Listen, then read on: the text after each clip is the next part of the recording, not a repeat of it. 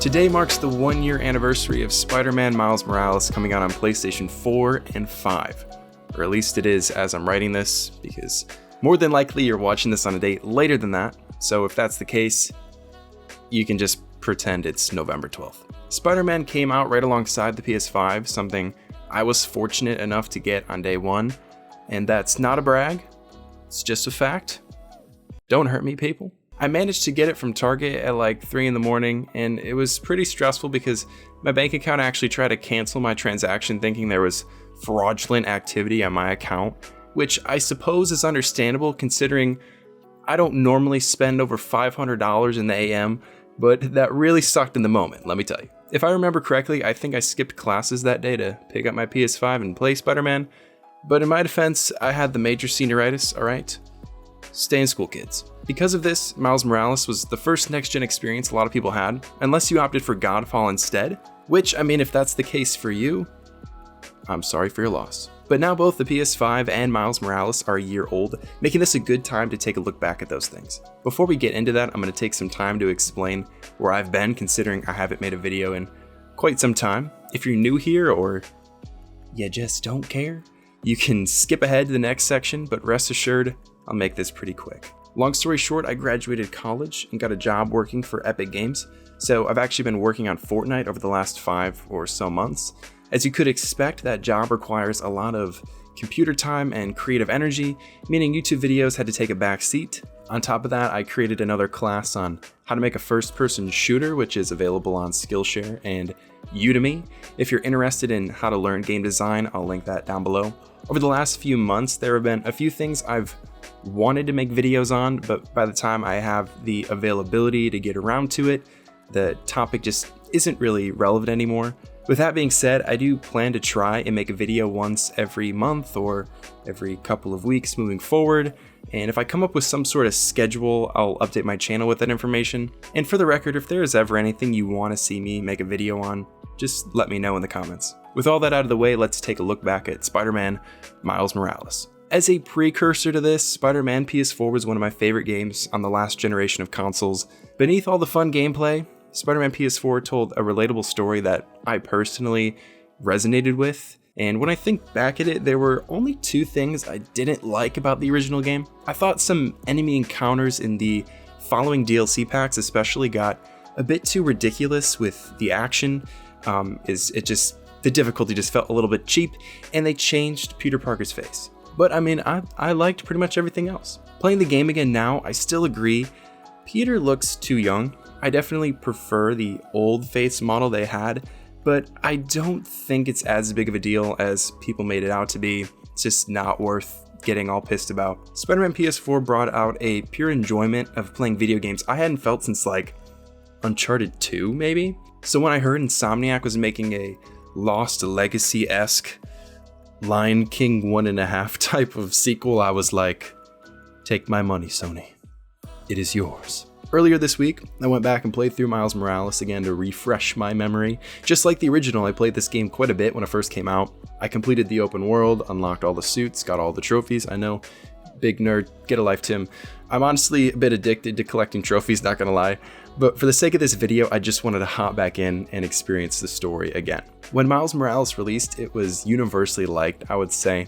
It didn't deliver anything groundbreaking, but it took the existing strong base of the original Spider-Man game, gave it a nice PS5 coat of paint, and improved upon some of the various gameplay and open world elements present in the PlayStation 4 version. Some people criticized the game for being too similar to Spider-Man PS4, which I understand to a point, but at the same time, this is just a $40 spin-off game, and I don't think the original game left a lot of room to innovate in the first place, at least when it comes to the game's core gameplay loop. I would very much like that to stay the same, because, you know, if it ain't broke, don't fix it. There's some cringe dad advice for you. This is not meant to be a dig at people who weren't able to get a PS5, and because I know there's still plenty of people out there that can't even a year later, but this is a game that you really want to play on PS5. Sorry. The haptic feedback present with all the electricity powers, ray tracing on all the skyscraper, all the reflections that it creates, 60 frames a second web swinging, all these things really enhance the overall experience. Not all next-gen games, especially those released right at the beginning of a new console's life cycle, feel different from their last-gen counterparts.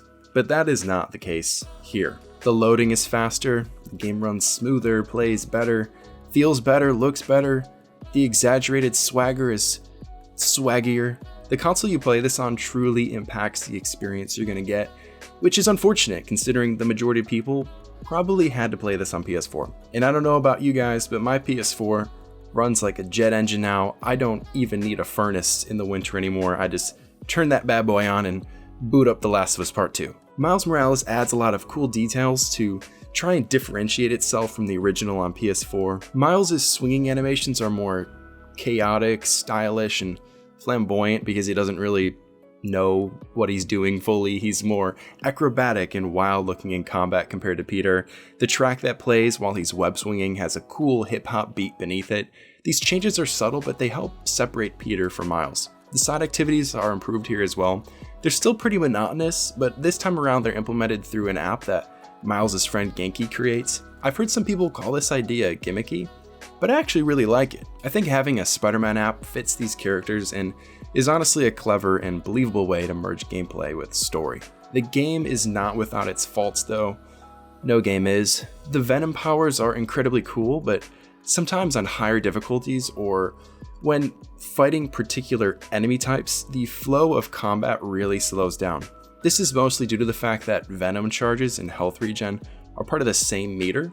Some enemies require Venom damage to take them down, so when you're getting spammed with a variety of attacks, some of which prevent you from using Venom, you have no choice but to heal, unless you want to die, you know, pretty important. And if you heal, you can't do Venom attacks until that meter fills back up. And you fill that meter by doing damage. But as I previously said, some enemies don't take damage unless you have Venom energy and use those attacks against them, so you're basically left with no choice but to dodge enemy attacks until the meter fills back up, which can be frustrating and really it slows the combat down. As far as the story goes, this is another area where the game is a bit weak in my opinion. Don't get me wrong, the story here, it's well shot, the voice acting is good, and there are some genuinely great moments in here, but this is also where the game copies the original a bit too much in my opinion. The dynamic between Miles and Finn is very similar to that of Peter and Dr. Octavius, a friend's betrayal essentially. The story in this game is certainly better than the average video game story. It is by no means bad, and I'm saying this about it because, you know, this gets held to a higher standard. It's very well told and engaging throughout, but it's something we've already largely experienced. Now, did this game need to exist? Probably not, but having it here will certainly help going forward. The next Spider-Man game that was revealed in September is going to involve both Peter and Miles, so giving Miles his own smaller game in between the two major installments is going to add more depth to his character we otherwise wouldn't have had. In my opinion, this game is a must play, especially if you own a PlayStation 5. It gets bonus points from me because it takes place around Christmas. If you guys know anything about me, then you know if a game takes place around Christmas, it automatically becomes like a 7. So that's honestly a big reason why I like Batman Arkham Origins so much when so many people didn't like that game. Something about the Joker mixed with Carol of the Bells. I don't know, man, it's just a winning formula. This game also has Lecrae on the soundtrack. You can swing around with a cat in your backpack. They have coding puns. There's really nothing not to like about this game. And I'm definitely looking forward to the next Spider-Man game, as well as anything else Insomniac makes. Because being honest, they are straight up carrying the PS5 right now. Spider-Man, Ratchet & Clank, Wolverine, I mean, my goodness. But that's all I've got for today. Make sure to let me know your thoughts on Spider-Man Miles Morales down in the comments. If you enjoyed this video, leaving me a like on the video is greatly appreciated. For more content from me, make sure to subscribe. I'll be back in like a week, hopefully, to talk about some Destiny, which is always an interesting time. I've got a few videos lined up, actually. Right now, it just comes down to finding time. But thank you guys for watching, and as always, I'll see you in the next one.